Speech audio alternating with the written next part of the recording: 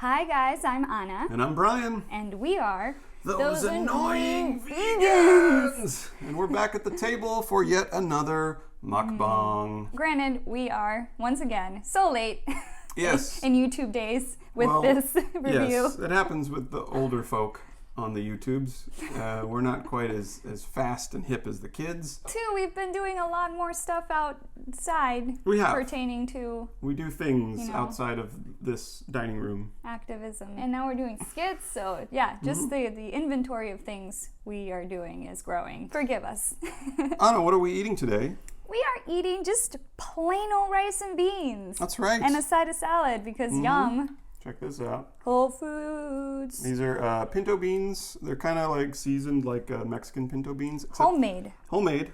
And they do have a dash of cinnamon. Brown rice. And our salad is spinach, broccoli, mixed greens, pistachio nuts, and carrots. And baby kale too. Oh, chia seeds. And we're going to be topping it with a little bit of a lemon juice because no need to use oil. The beans were cooked without oil. The rice, of course, was cooked without oil. Look what you can do too. And the salad. Oh yeah. Oops. A little lemon juice in in the agua.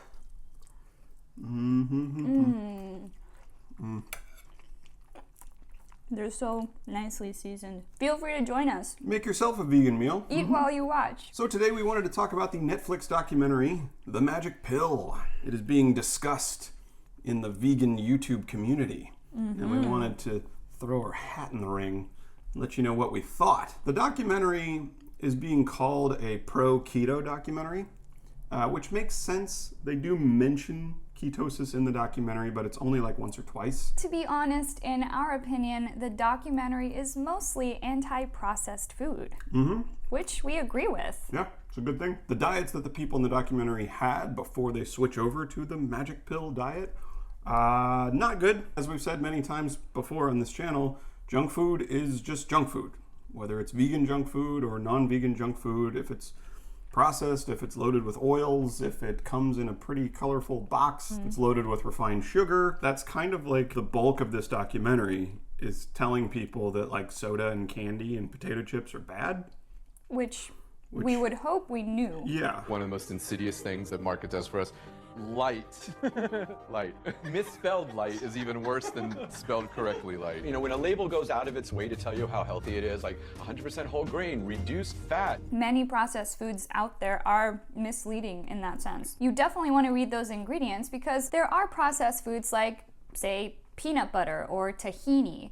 Some peanut butters are like loaded with junk. Some peanut butters are just peanuts with 1% or less of sodium. There are times where you can actually get a processed food that is closer to the plant source that it came from. The applesauce is corn syrup? High fructose corn syrup is the second ingredient. What they didn't show you was that right next to that applesauce on the shelf is this applesauce. Mott's unsweetened applesauce. And it contains apples, water, ascorbic acid, which is vitamin C.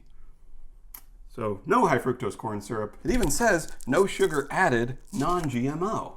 So if you really want to buy applesauce, you don't have to get it with the high fructose corn syrup. Obviously eating the apple would probably be best. They really threw a lot of foods like under the bus. Maple and brown sugar, heart healthy. You know that that can't be right, right? Well, it still is oats. Granted, there's a lot of extra ingredients in the Quaker Oats oatmeal. But they didn't offer an alternative, which is make your own oatmeal at home with raw oats and just throw in some cinnamon and some pecans or what have you, fruit. They just kind of threw the whole thing out the window. Yeah. We should be eating the foods that nature provides, not that are scientized, not that factories provide. So clearly no bacon, no sausage, no pepperoni, no cold cuts or cheese or milk, and in fact, no meat at all.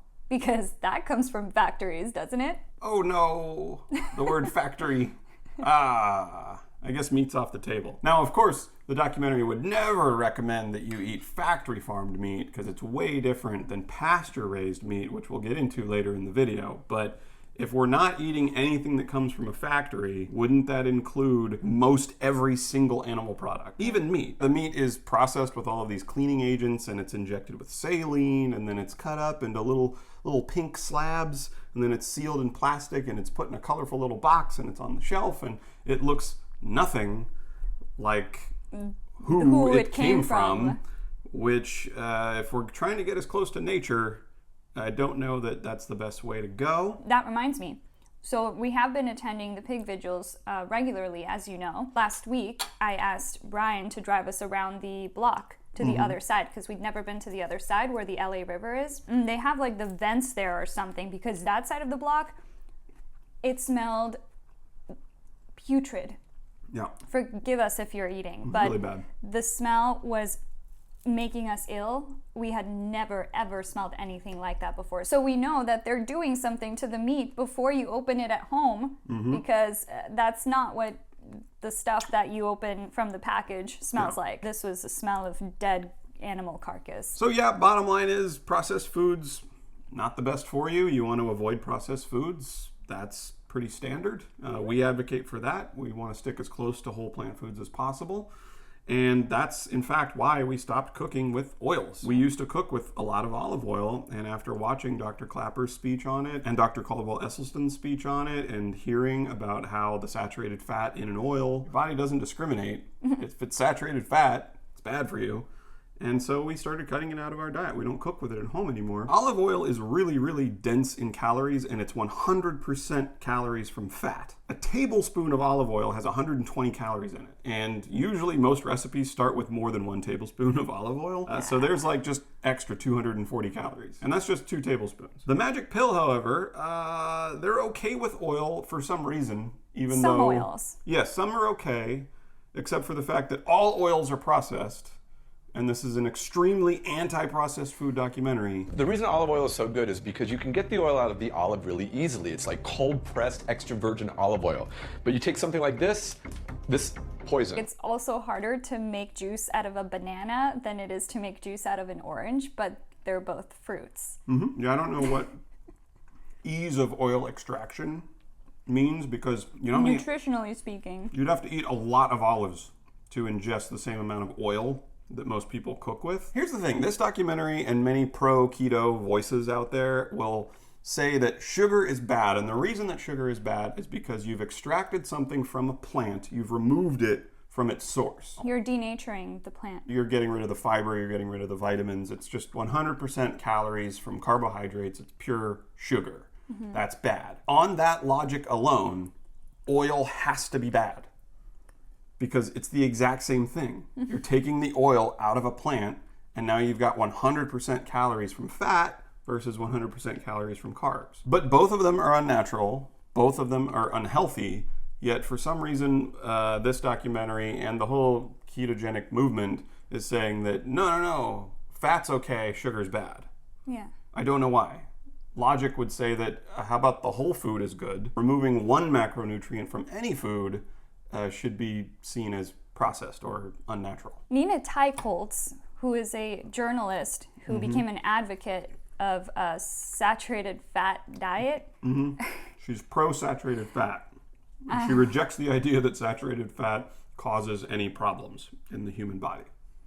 We didn't find that she had any nutritional credentials, like any medical background or anything like that. She's an author and a journalist. That's all we found about her. In order to make packaged food, you need a fat that's solid and stable. If you get rid of butter, suet, tallow, lard, traditional fats, as our guidelines told us to do, what's left? Hardened vegetable oils, which is basically trans fats. What about whole plant foods? Yeah, she made this comparison like, well, if you're not going to eat butter, you're going to eat margarine. Or you could eat neither. That's an option. The documentary pretends that a whole food vegan diet just doesn't exist. Yeah. It just goes straight from comparing like a standard American junk food diet to a high-fat keto diet. No other options. And you can also eat keto as a vegan. That's a thing. It exists. Yeah. And that would eliminate all cholesterol. Yeah. If Right. you really want to do that. So in the spirit of keeping the anti-processed food theme going, And going along with the notion, as Rob Tate said, it's the notion that a high-fat diet is good for you. If we go with the notion that fat is the fuel that nature has intended, then suddenly all the dominoes just fall into place. Not the reality. Not the reality, but the notion. If we just go with the notion. What you have to do then is you have to demonize sugar, and since everyone knows that refined sugar is bad, like soda, donuts, candy, what you then have to do is conflate refined sugar with all of carbohydrates. All carbs are now bad, because if fat is good, carbs have to be bad somehow. Dr. William Davis even goes on this tirade about wheat. I call wheat the perfect obesogen, food perfectly crafted to make you fat. Wheat is in all frozen dinners, all breakfast cereals, taco seasoning mixes, instant soup mixes, canned soup, salad dressings. In other words, of the 60,000 products in the average supermarket today, 59,000 have wheat. Wheat's bad because it's in SpaghettiOs. What? All the foods that he mentioned, they're all processed, prepackaged junk foods. Oh, they have wheat in them. That must be making us overweight. But he never talks about whole grains, like whole wheat bread, whole wheat pasta, oats, rice, like these potatoes, complex carbohydrate sources from whole plant foods. That have been so essential to our evolution. All of that sugar turns into fat. It's carbs, so they say it's fat-free, when really... Yeah, when you're eating it at the time, it's fat-free. It has no fat in it. Yeah, but what does it turn into once it goes into your system? Fat. Citation needed? Yeah. Who are you? Sugar just turns into fat. This I can't believe that they would They kept that line in the movie. This is just a friend of someone who's on a diet. Like, no medical expertise whatsoever. Well, the thing is, so many people believe that. But the fact is, your body uses carbohydrates, aka glucose, as its primary source of fuel to be burned immediately or stored as glycogen to be used later. And there is a process for turning carbs into fat. It's called de novo lipogenesis. But as Dr. Garth Davis says, it's extremely calorie intensive. I've studied this over and over again. It's not a Google degree that allows me to tell you this. It's after years and years and tons of study of this. Your body can't even turn carbs to fat. Well, it can, but it uses a lot of energy to turn carbs to fat, and it only does it when you've totally saturated all of your carb stores and you've eaten excess calories, and it's very, very rare that's gonna happen. If you just look at the word carbohydrate, it's carbon and hydrate, it's carbon and water. And when we exhale CO2 and we exhale water vapor. It's a very clean burning fuel source for the body. Fat, on the other hand, if you eat a lot of fat, it will make you fat. Now, if you eat fat, you guys are going to hear from Dr. McDougall later, and I love his one line, the fat you eat is the fat you wear. And in fact, it's very true. If you radioactively label fat, it will go down and it gets stored in your fat. But Brian, you know those vegetable lobbyists. They're trying to drive it into people's heads that fat is bad. Do you see commercials on TV for like russet potatoes or brown rice or oats, broccoli? Bananas. Whole plant foods are high carb foods. That's the problem with this framing. A Brussels sprout is high in carbs. A banana is high in carbs. A potato is high in carbs. At one point, Michelle was making her own mayonnaise at home. And because homemade mayo, good. Store-bought mayo, bad. Basically, eggs and lemon plus oil equals mayonnaise. Okay. Right? I love it. So let's prove it. That's like making your own soda at home and saying that that's better than homemade the soda. you buy. Way better for you than the store-bought soda. Lisa's scared of the oil. It's gonna be okay, Lisa. I'm like counting up the Weight Watchers points in my head. You should be. You should be scared. Do you know what has 0 Weight Watchers points? Raw fruits and vegetables. I mean, I don't know what people think we eat because vegans are the only group of people with a healthy BMI range. So all If these high carbs. carb diets made you overweight, then every vegan would be overweight. But we see the opposite. Why do people think they can just say things like they're a magician or Obi-Wan Kenobi or something? Like, no, you do not think this. And the thing is, everyone generally would agree. Like, vegans, on average, are thinner. Vegans, on average, have better blood work. On average, they're healthier. Well, what are they eating? They're eating a high-carb diet. Plants are high in carbs. That's just the way nature made plants. And we've been eating plants since the beginning of human times. We have the brains that we do because of the enormous amount of fat that we consume as a species throughout our evolutionary history. Our brains are made of fat but they run on glucose. People make that claim all the time. They say, hey man, to gain muscle, you need to eat muscle. By that same logic, if you wanted to get a bigger brain, shouldn't you then eat brains? Because That you want to should get make bigger you smarter, brains, right? so you're going to eat brains. Some because people our believe brains that, are made though. of fat. In other countries, people believe that the whole thing with tiger's blood and pangolin and rhinoceros horn, it's just such an antiquated way of thinking. You know how your car is made of steel? You don't put steel in the gas tank. How does eating something that our brains do not run on give us bigger brains?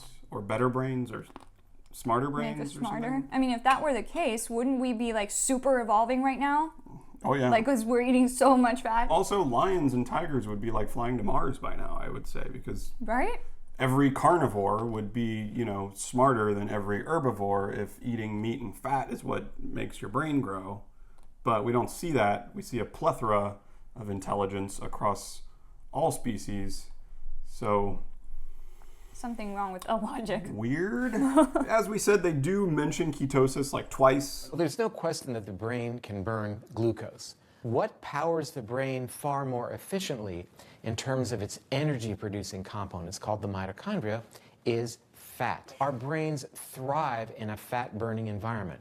Now, technically, we call this a state of ketosis. Being in a mild state of ketosis is really the place to be. That's how we're supposed to be, man, in ketosis.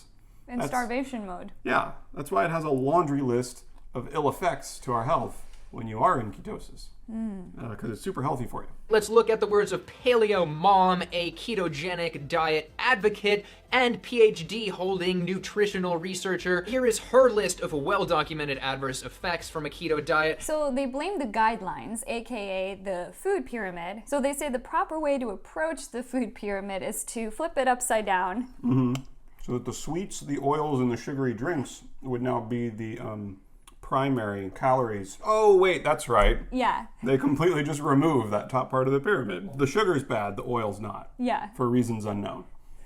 Everything that used to be in the base of the food pyramid, grains, carbohydrates, really has to be up in the tip. And then below that are fruits and vegetables. And then, the big bottom slab really has to be fats and animal foods. Can you imagine feeding your children just meat, Just meat and eggs? Mm-hmm. Like little children. Yeah. Because of existing laws against false and misleading advertising, you can't couch eggs or egg products as being healthy or nutritious. Because eggs have the amount of cholesterol they do, plus all the saturated fat, the words healthy and nutritious are problematic. Can't even call them a rich source of protein because they're not. Can't truthfully say eggs are good for you. Eggs can't even really be called safe. Says who? Says the United States Department of Agriculture. And I can attest to this because the last time I booked a fast food commercial, the last time forever, we had an improv through our scene. We were eating the thing that we were advertising, and the girl across from me, she was like, this tastes so fresh. And because it has eggs in it, so the script supervisor was like, can't say fresh. That's just the word fresh. That's just the word fresh. The list is long. Yeah. That is actually what a healthy diet looks like. So they totally dismiss the fact that the USDA did put oils and sweets at the very top of the pyramid, meaning you should eat as little of them as possible. Then they claim that people are following the guidelines, but the guidelines aren't working. Everything we've been told to cut down on, we have cut down. And everything we were told to increase, we increased. On the whole, Americans have been following the guidelines.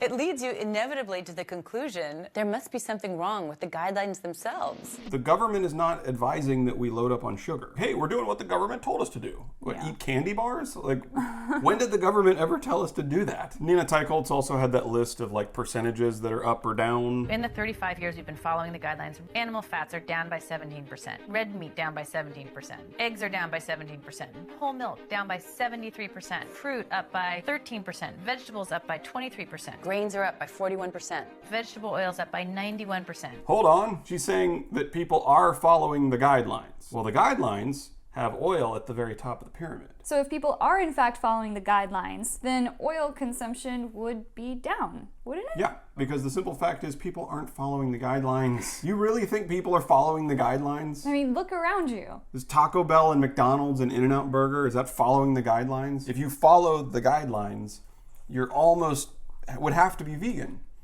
Because of the amount of Practically. saturated fat and cholesterol and fiber and vitamins and minerals, all the things that they recommend that you eat, those are going to come from mostly plant foods. The Choose My Plate guidelines don't even have meat as the protein source. It just says protein. And then there's a little circle on the side for dairy, because of course the Dairy Council, gotta squeeze that in there. The good news is that the magic pill says that you shouldn't eat dairy. So if you take the dairy off, then the government is actually recommending that you eat fruits, vegetables, grains, and protein. Nowhere in there does it say sugar. So we're going to invert the food pyramid, and we're going to treat a whole host of diseases. That keto diet is going to cure a lot. Cure heart disease, type 2 diabetes, Obesity. by loading our diets with fat. Saturated fat and cholesterol. That makes sense. The whole low-fat thing is completely wrong. So we're going to add more fat to the diet. I mean, good natural fats. That's avocados, olive oil, meat fats from pastured animals like beef tallow, duck fat, lard. The retired nurse Patty, no last name by the way, no last name?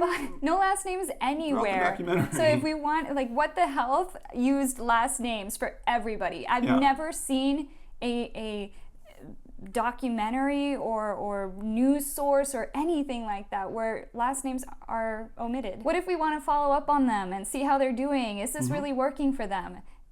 Can't. If you go to Cowspiracy's website or What the Health's website, they were both produced by the same people, and they have a facts page, and you can go there and you can look up all the facts, all the sources, everything that was stated in the movie and where they got that information. If you go to the Magic Pills website,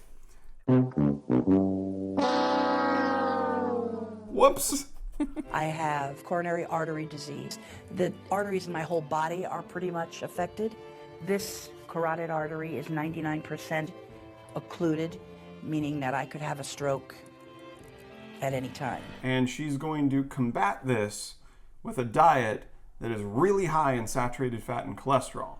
Because of course what she's trying to do is she's trying to get off the insulin. You may experience some weight loss, and some people in the documentary, they did experience some weight loss. But that's another thing too, the documentary treats weight loss as though it's like the absolute marker Of health. of health. We all know that just because someone is very skinny doesn't mean they're healthy. A lot of keto diets do achieve weight loss, but it's all through calorie restriction. I mean, if you just go on YouTube and you search like keto, what I ate in a day, you're going to see a lot of like sub 500 calorie meals. You eat 3 of those a day, that's 1,500 calories. And you're on operating on a 500 calorie deficit. A whole documentary called Fathead. We're not recommending that you watch it, but in the documentary Fathead, the guy ate nothing but fast food for a month and he lost weight. A man of my size and activity level burns about 2,500 calories per day. To create a calorie deficit, I'm setting a target of 2,000 calories per day. I'll also burn a few extra calories by walking 6 nights per week instead of my usual 3. A 194, I believe, and a quarter. Your total cholesterol was 231. It's now 222. Now, before you think that that's a decrement, if I would check the same sample 2 and 3 times, we would have that kind of variance. Okay. Okay, so that to me didn't change. Health achieved. The possibility is that she could cure her diabetes with food.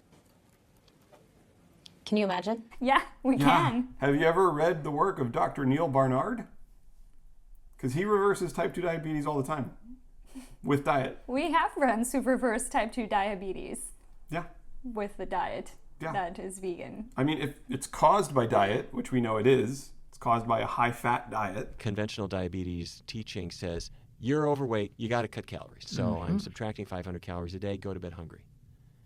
By about Wednesday, you are ready to eat the sofa. Magnetic resonance spectroscopy looks into your muscles or into your liver, and it's looking inside the cells. And what I can find, you might be 15 years old. If you're starting to get insulin resistance, I can see why. I can see what's happening. I can see what's happening inside your cells. And what I'm seeing is you've got fat buildup inside your. This is not belly fat. This is fat inside your muscle cells. Now that's a new idea for people. Right. You can see it on MR spectroscopy. You can see the buildup of fat in their muscle cells, also in their liver cells. That stops their insulin from being able to work. The other thing is the whole idea of limiting carbs. If I diagnose you as having diabetes, all I'm saying is you got too much sugar in your blood. That sugar is not poison. That sugar is a good thing because it's trying to power your muscles. But it can't get in your muscles. That's what diabetes is all about. It's not getting inside the muscle cell. This was something that's caused by diet. So I think, of course, it can be reversed through diet. That's like saying I reduced the number of bruises on my shin because I stopped kicking the coffee table every morning. I was kicking the coffee table every morning, got all these bruises on my shin. Then I stopped, and they And went they're going away. away. But kicking the table is genetic. Oh, yes. So then we move into autism. Yeah, it was a huge part of this Yeah. documentary. These two autistic children, Aaron and Abigail. Abigail, in particular, she was very prominently featured at the beginning and then at the end. She's nonverbal, autistic, and she also has epilepsy and suffers from seizures, multiple seizures a day. They said 50 seizures a day. But we've known since the 1920s that ketogenic diets do help with seizures. According to the CDC and the Autism Society, about 1% of the world population has autism. What we're wondering is how this whole dietary shift then applies to the other 99%. The strange thing about this is that Abigail's parents were saying that before they switched her diet, she refused to eat anything but SpaghettiOs, chicken nuggets, goldfish. Goldfish is a normal. Doritos. So again, we're comparing a really, really junky diet to this ketogenic diet. We're not looking at whether or not the fat content of the diet exclusively is what is going to give you these benefits. We're not comparing apples to apples. Yeah. We're comparing candy bars to apples. I think a more fair comparison would be to have two groups. One of them is on a whole food plant-based diet. One of them is on a whole food plant-based diet that's ketogenic. So then you have just the fat is the only factor that's different. So one is high carb, one is high fat, but they're both the same. While we were happy to see Aaron and Abigail improve throughout the course of the documentary, we don't really know if like the coconut oil, the olive oil, and the red meat, and the broccoli, like, what was it? What was it that helped? Because if it's just the fat, again, you can eat vegan keto and help the animals. Wouldn't it be beneficial to try and help vegan families too by extending this study and testing for a high-fat vegan diet? The documentary also begins and ends with the Yulnu tribe of Australia. I remember Yolngu in the 70s, ripped muscles, they were like supermen. I came back in 83 to see a population that was decimated. This chronic disease, tsunami, that is now wiping across the young population. Coca-Cola is something that's frequently drunk for breakfast. It's something frequently given to really small children for breakfast. A lot of people look in on that and they think, wow, that family mustn't care about that child. But that's coming from information that these families just don't have. They believe they're being loving and caring to their child by giving them good food bought from the dominant culture store. And so for 2 weeks, only 2 weeks, they cut out the processed foods and they went to their more traditional way of eating. Good food is food that is grounded in the tradition of the Aboriginal people. Meat and vegetables that come from a place that is closest to its natural state. Again, that's a horrible comparison because you're comparing Coca-Cola and crap food over to whole plant foods and some animal foods too. If there's one thing we can agree on, it's that soda is not good for you. Vegans and keto alike. So the documentary concludes by highlighting the benefits of pasture-raised meat. Pasture-raised meat is so much better than factory-farmed meat because they have completely different levels of saturated fat and cholesterol and trans fat. Oh wait, no they don't. It's mostly an ethical and an environmental concern, and they had Joel Salatin there explaining. What we do is pastured livestock. All we're doing is duplicating that kind of migration, moving the animals across the land so that this choreography, this ballet of the pasture, can perform its dance. Here's the thing, there's too many people for that to work. We interact with people at Cubes of Truth that say that too. Like, of course I don't want factory farmed meat, that's horrible. Free range, grass-fed, organic. Humanely raised. A lot of people want to eat meat and they want it for cheap. Factory farming was humanity's solution to getting everybody the meat that they want at a price they can afford. Now, if we all switch over to grass-fed, free-range, organic beef, we can't. It's impossible. the math just doesn't work, especially because they also had Lierre Keith. She got into the mix. Lierre Keith was there. I'm positive they just threw her in there especially for us. Hey guys, can I get in here and talk to you? Now you're going to grow an acre of corn or wheat. I'm going to walk you through another scenario, which is You take the same acre of land, and what you have is a whole bunch of perennial plants growing there. You have a whole bunch of really sturdy grasses. And in the meantime, you've got a ruminant. So you've produced the same amount of food for people. You've got the one ruminant at the end. You know, you slaughter her and now people can eat. The University of Texas estimated that there are about 15 billion acres of habitable land on the planet. Let's just do the quick math here. If you have one cow on 1 acre of land. That's 15 billion acres. Yeah.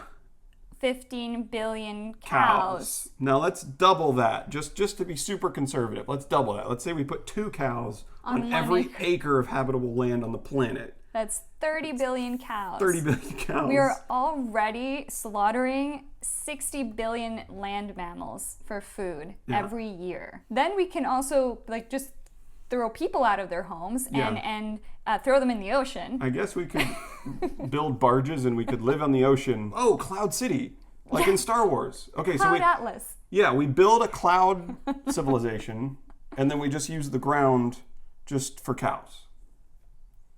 That's that works. Perfect. And then also the notion that one ruminant animal on an acre will feed just as many people as an acre of corn. Luckily for us, New Scientist estimated that an elephant is about 6 million calories. So we know that an elephant is way more massive than a cow. According to the Washington Post, an acre of corn is 15 million calories. So an elephant, 6 million, a cow, way less than 6 million, an acre of corn, 15 million. So what are we talking about here with one ruminant animal? Leah Keith generally doesn't know the words that come out of her mouth because she is the only vegan we've ever known. Yes.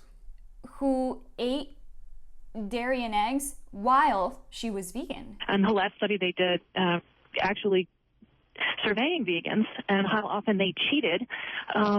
Once a week, vegans eat beef, which to me was a shock because I never cheated on beef, but I certainly binged on eggs and dairy every chance I got. Okay, so that would mean you're not vegan. That also doesn't address the fact that Leah Keith is so anti-vegan diets for health reasons, and yet she says that vegans cheat on their vegan diet all the time, yet their health is poor. But how is their health poor if they're regularly eating meat and dairy and eggs because they're cheating on their diet? Okay. Yeah. Anyway. Moving on. If every farm in the world would do this, we would sequester all the carbon that's been emitted since the beginning of the industrial age in fewer than 10 years. Except we can't raise cows this way. If we thought we could, and it would be like financially viable, and people would like the product, and it was profitable, and it was affordable for people to buy, like if all those things were true, wouldn't companies already do that? Factory farming is the financial solution that these companies made. Mm-hmm. They figured out very quickly that we can't have all these cows eating grass and still make a profit. It's also very classist because that assumes that only the very wealthy will be able to afford meat, which is kind of currently still the case. That's true. Worldwide. I mean, the poorest countries in the world mostly eat a plant-based diet because meat is too expensive. They're luxury items. Meat, dairy, and eggs, they're all luxury items. The biggest drawback was the budget because it's very expensive to eat healthy. We've said this countless times. A whole food plant-based diet is the most affordable diet on the planet. If you look at what we ate, the brown rice was 25-pound bag for $14.99. The pinto beans were a 10-pound bag for $4.99. $20 for 35 pounds worth of food. If you go to the grocery store and you look at the price of carrots, celery, kale, potatoes, onions, apples, I mean, bananas. They're all cheap. These are just the things that people don't think of when they think of a vegan diet. Yeah. They think of, tofurkey and field roast sausages and stuff. But you don't have to buy that stuff. That's all processed food, by the way. It's not that great for you. So guys, those are some of our thoughts. There is a lot more we could have talked about. Just the simple message that processed foods are bad and you should move towards whole foods. That's great. Yeah. Totally awesome. The eating of the animal flesh and the eggs. Not necessary. Not so much. Did you watch the documentary? What did you think about it? Leave your comments and thoughts below. And if you like this video, please make sure to give it that thumbs up button. That really helps us out. And if you haven't already, subscribe! And make sure to hit that notification bell. That way you'll be notified when our next video comes out. Oh, and double check to make sure that you are still subscribed to our channel. If you have previously subscribed, we just want to make sure no one's being unsubscribed against their will. Follow us on Facebook and Instagram, and check out our Etsy store for some cool vegan swag you can wear to your next fair or event. And as always, a massive thank you to our patrons on Patreon. You guys are awesome. You really help out the channel. And if you like what we do and you would like to support us on Patreon, the link is in the description below. Bye! Bye.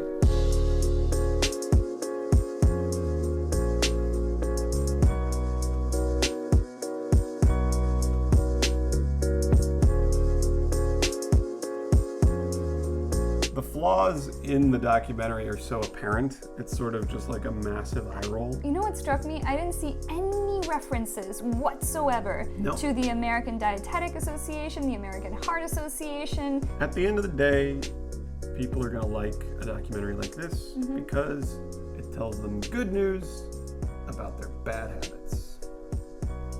I would also argue that a documentary like What the Health does not tell people what they want to hear. Hey, with the eggs and the cheese and the meat, knock it off. Go over to whole plant foods. Most people don't want to hear that. Oh, my baby May. Are you cute?